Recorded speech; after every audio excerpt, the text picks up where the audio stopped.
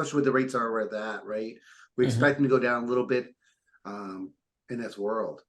So when we're doing this kind of stuff, you know, one of the things that seems to be a misconception is the idea that Dodd-Frank coming into play, right? And people seem to not understand what Dodd-Frank did in the whole world. How do you guys make sure that the people who are following you follow that guideline of making sure that if it is an owner occupant, that they're following the RMLS rules and you know, those kind of things? What do you guys do, Jeff, to make sure that that happens? Well, it's again, it's a lot of ifs here, but number one, that's another reason why we love land contracts, because these are non-qualified loans, and you guys as note guys have probably read this before, but if you read through Dodd-Frank, which admittedly it's 2,000 pages long, like, but I will say on the land contract side, you know, it is an offer to extend credit, but they're non-qualified loans, and if you look at Dodd-Frank, they are so vague on. I forget the exact wording, but it's something along the lines of the ability to repay has to be a reasonable ability to repay something. I'm paraphrasing here.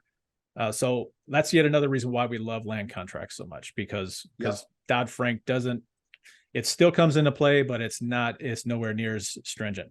However, if we are going to, if we're going to wrap on a note, or if we're going to sell a note, that's fully underwritten by an RMLO, and you know, and that's how we're going to comply with Dodd-Frank. Yeah, absolutely. Good. That's a huge thing. Yeah. And who are you guys currently using for underwriting?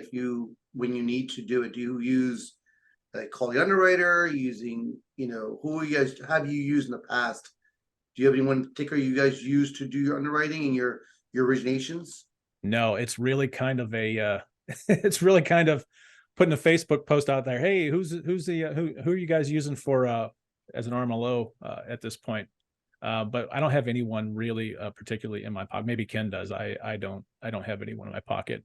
No, we don't have any set one. It's just on an as needed basis, kind of depending on, you know, where the property is and who's the recommended people in the area. Absolutely. So we have a list of people who are nationwide. We talk to them regularly. So if you ever run into a problem, guys, reach out to us. We can give you understand that there's people who can do underwriting, which is just the math part of it. They can do it nationwide. It's the origination that's more state specific and licensing. And we're in our private weekly group, we're actually going with the RMLO, talk about who can or can't originate. We're finding out some states don't even allow attorneys to originate documents. So it's interesting to hear about, right? Because we think attorneys do almost anything they want. At least they do too, right? Sorry, Aaron, whoever's listening. But that's the idea, is that we got to make sure that the origination is correct. Because just putting a document together, we've talked to people who literally put a document together at like a diner and sign off and do it. And it's like, you can get yourself in trouble. And we don't want that. We want to buy those notes. And that's the second half of this conversation. Me and Nathan are going to be going through some of the scenarios that make these notes valuable. So hopefully those who are following you stay tuned in here for a few minutes, because we're going to talk about what we use to make your note more valuable. What do we care about? What are the things we're looking at? What are we don't care about? Things like that. Yep, absolutely. So Kim, with the sub 2 world, have you had any borrowers or people who are going to borrow from you have any kind of common questions or issues or concerns that seem to be repetitive, that either the original borrower goes, I don't understand this, or the past borrower has a problem that there's an underlying borrower? Anything commonly that comes up? Really what we've kind of already addressed, from the seller perspective, especially if it's a sub 2 deal, is can I go, you're gonna be making my payments, can I go out 12 months from now and get another loan? Like, what's the likelihood of all that? So I think that's a common one. Another common one too, is what, as I mentioned before, is I'm staying, you know, that seller is staying on the loan, the underlying loan, right? The deed is changing into the trust. As Jeff mentioned, we use a trust structure, right? And so then the beneficiaries of the trust then become us, right? Or our LLC. And so we just want to make sure that they understand what's happening there from a title perspective, right? They just need to understand that. And then they need to understand that they are, in a worst case scenario, still obligated to that loan. If we can't make there's never a time when we've not made our payments, right? If we say we're going to take over a loan, we take that very seriously, right? That's our responsibility to do that because they're trusting us with that. And so we just need to make sure that they understand though that if everything goes sideways, right? Sometimes shit goes sideways. Like, we can just be honest about that, right? Things go Yeah, sideways. of course. And they just need, so we want to just make sure that they understand what that in a very worst case scenario looks like. And I think sometimes they don't think about that worst case scenario, not to scare them, but just to say, okay, if A, B, and C happens, we're going to do X, Y, and Z to try to help mitigate that. Like, for instance, what if the due on sale clause gets, what are we going to do? Well, we have a plan for that. Like, we could just refinance, we pay it off. We have enough relationships with people like you and other clients. Like, if we had to close in 7 days and cash something out just because we had to, we could. Right. And so we try to teach that, like, what's the worst case scenario? But here's what's likely to happen based on our Don't be afraid of the worst case scenario, because there are options. Be aware, but not afraid. Yep. Yes. And here's what we're going to do. And 100% disclosure at all times. I mean, I can speak to that because I have had some, I had one instance in the past where I thought I'd be a wiseacre, and I had a property I bought subject to, and I found I had a buyer for it immediately right away. I was just going to wholesale this deal to him, which I would never recommend you wholesale a subject to deal these days. Never, ever do it. It's super, super dangerous. But I thought I would, somehow the dates are kind of a little bit mixed up because this was a long time ago, but I had a buyer and I was just expecting that buyer to come in and pay off all that whole underlying loan.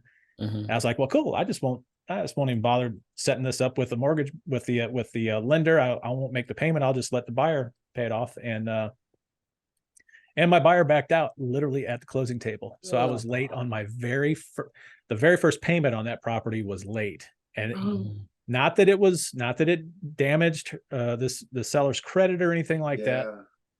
But that seller gave me hell. In fact, probably up until about a year ago was the last time I heard from that seller. I mean, she was pissed. I would be too. And she had every right. She had every right to be pissed. And so that is just one of many lessons learned in this crazy business, we learn mistakes. We've made mistakes with people. It's just about making it right as best we can. It's relationship, communication, business. So one of the things we were taught before about is this idea of creating a sellable, valuable note. One thing we stress upon this 2023 season is we don't understand why people are creating 5% notes. You have a house that the borrower cannot go get a loan. That's why they're buying it from you, most likely. And you're creating a note that's less than the bank. The reason they're not going to the bank is because they can't, for whatever reason, typically.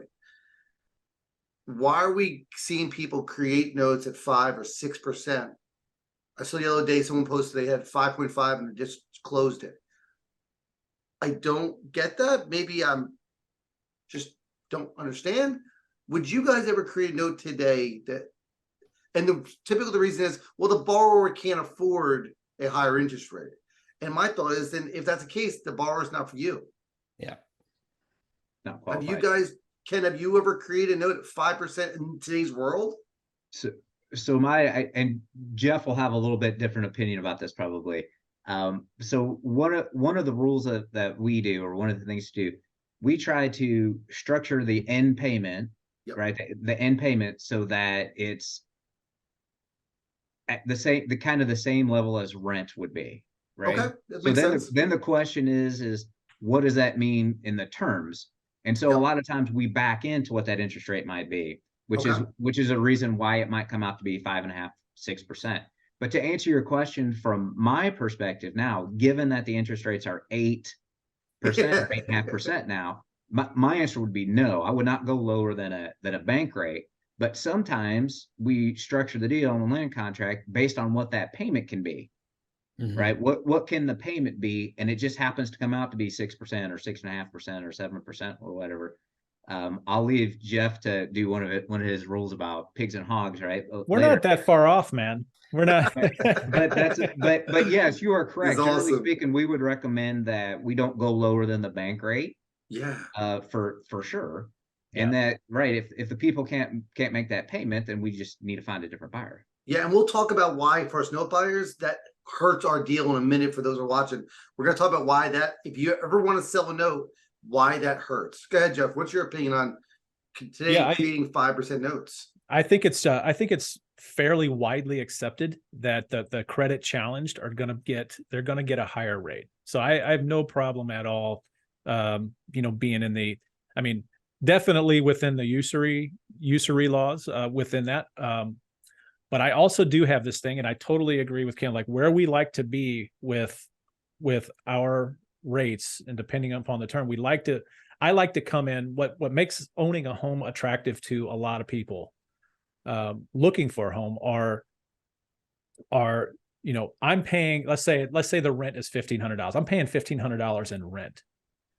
Well, a lot of times, especially prior to these recent rate hikes, a lot of people will get into look for a home just because it's cheaper to own a home. So yes. You've got this, as long as you're staying in that large pool of buyers, and what I like to do is I like to come in just below where those rents are. Yeah. And if I can nail that, I don't really care what the interest rate is, as long as it's not something that's super because you guys are making this spread on the fact that you owe X dollars and you're paying that X dollar a month, right? And you're collecting X dollar over here. So if you have a 3% note, you can give a 5% note, you're making a 2% spread.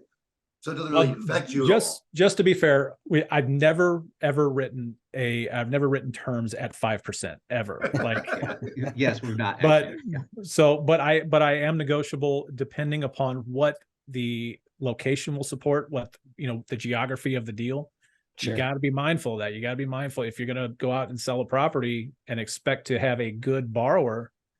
They have to, they're not stupid. They're going to go out and look. They're going to go out and look and see, what rents are available. And if it's more affordable for them to rent, why wouldn't they just rent? I mean, and yeah, some people are a little less short-sighted than that, but generally speaking, that's why people buy homes. Yeah, it's other than the equity building part of it.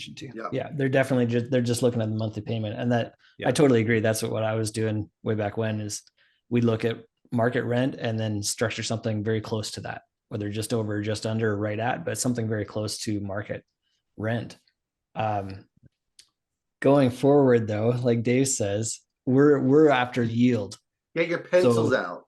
Yeah, right, here we go. The higher you can put that interest rate and still make an affordable payment, that's what we're looking for. Absolutely. Right? So I would rather you sit there and say, listen, let's make this a 10 and change the term. Yeah.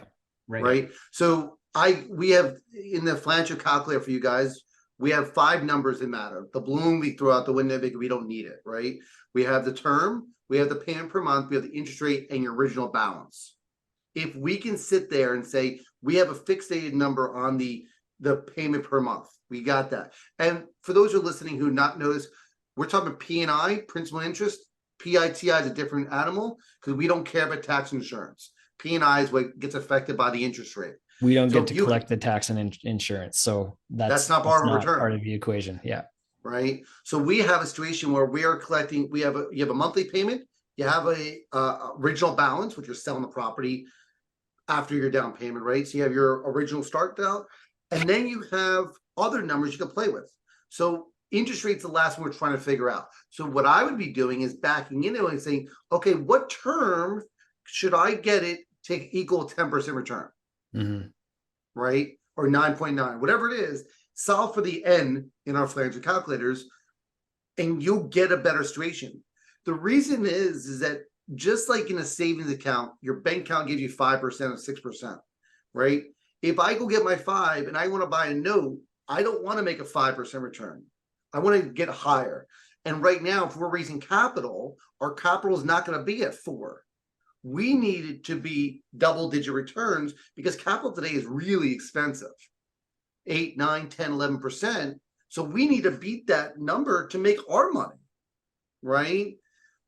And most people who may have their own capital say, well, I don't want to go into a note getting a 6%, even if it's my own capital, because I might as well just go buy a CD at 5.5. Yeah. So the idea is that if you can change it and make the interest rate a higher number, if we're trying to buy at a 12 interest rate, a 12 yield, right, flat, and we'll get into partials, is that we have a yield chart that kind of shows you what the expected discount is on anything. If it's written at an 8 or 5 or 4, what is the discount expected if we're looking for a 12 or if we're looking for a 13? And you'll see that if you're writing at a 5 and you want to say you want a 12, you're looking at the fact that I'm going to make a probably 40% of balance thing. We never buy a percent of UPB, but we're just using for a sample the fact that because the interest rate's so low, we have to bid our number way down and give you such a discount to get it back up to a total of 12, because that payment per month and our purchase price result in. So we need to get that payment higher or the term lower. We need our money back faster. So that's why interest rate is such a huge deal. The interest rate and term drive all our numbers. That's the lower the number term one, or the that's higher the number interest one rate. factor. 1 and 2, right? Yeah. You can have a 9% interest rate, but the problem is if I'm looking for a 10, I'm gonna have to give you a discount.